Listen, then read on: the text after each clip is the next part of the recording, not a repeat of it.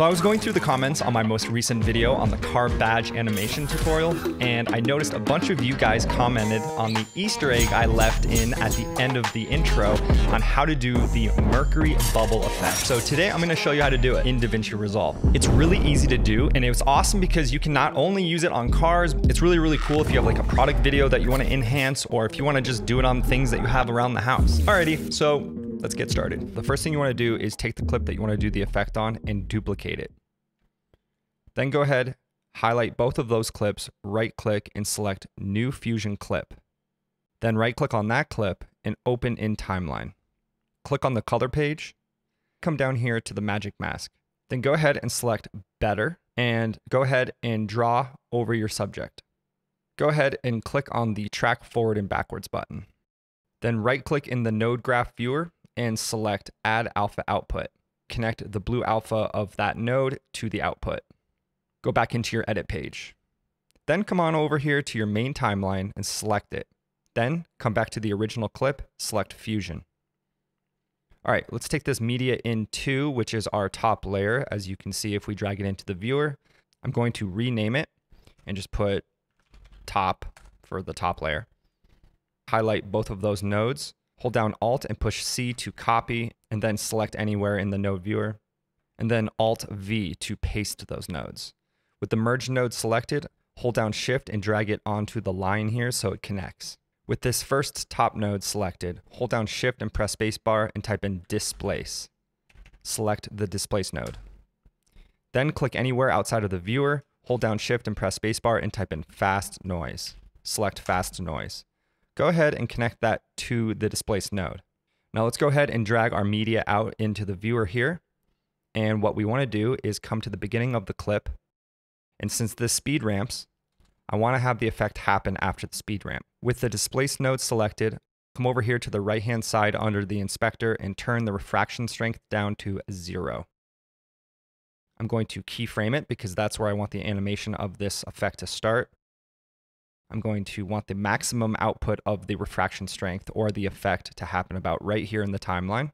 So I'm going to keyframe this up, and then I'm going to come to the end and turn it back down to 0.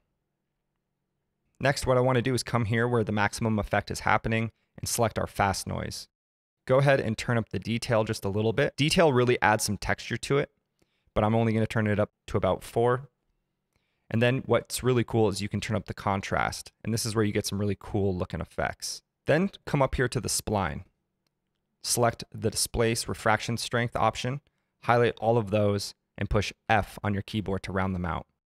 Now to have a really quick effect, I'm going to pull this up and kind of make this, a little bit more quick of an effect so it launches out at you. And you can come to the keyframe where you do the maximum effect, and you can either pull it down or turn it up. And your fast noise settings of your detail and your contrast are going to make a huge difference of what the overall look looks like when you have the final result. You can also play with the scale to really create some insanely cool textures. But for this example, I'm just going to leave it like that. Let's go ahead and turn off the spline. To add a little bit of movement, what we can do is select the fast noise, come down here to the seethe, right click on it, and select Modify with Anim Curves. Come up here to the modifiers. Now you can see there's a bunch of movement throughout this entire clip. Now if you come to the point where the maximum effect is happening, you can adjust the scale. You can make it slower, which looks really cool, or you can turn up the scale and make it really fast. But I really like the slow look.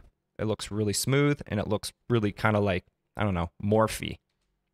Next, what you can do is highlight all of these nodes here, copy them, click anywhere here in the node graph, paste, grab this merge node and hold down Shift and drag it onto the line so it connects within our node tree. With this displaced node selected, hold down Shift and press spacebar and type in a plugin that you'll need to do to take this effect to the next level. It's a free download and it's called Proto. The link is down in the description. Go ahead and add that. Then up here on the right hand side, you'll have all these different presets that you can select, which are insanely cool. But for this example, I'm going to select Wanda. Let's go ahead and open up our spline again. Come here to where we can see where the effect is actually coming into full effect. And what I want to do is come right to the first keyframe and under the right-hand side, under the inspector, go to controls, and let's go ahead and scroll all the way down to post gain. I'm going to turn this down. I'm also going to select clip black. Then keyframe the post gain, and then scroll forward on the timeline and come to right where the effect is at 100%. And I'm going to turn up the post gain to my personal taste. Then I'm going to come to the end of the effect and turn down the post gain all the way.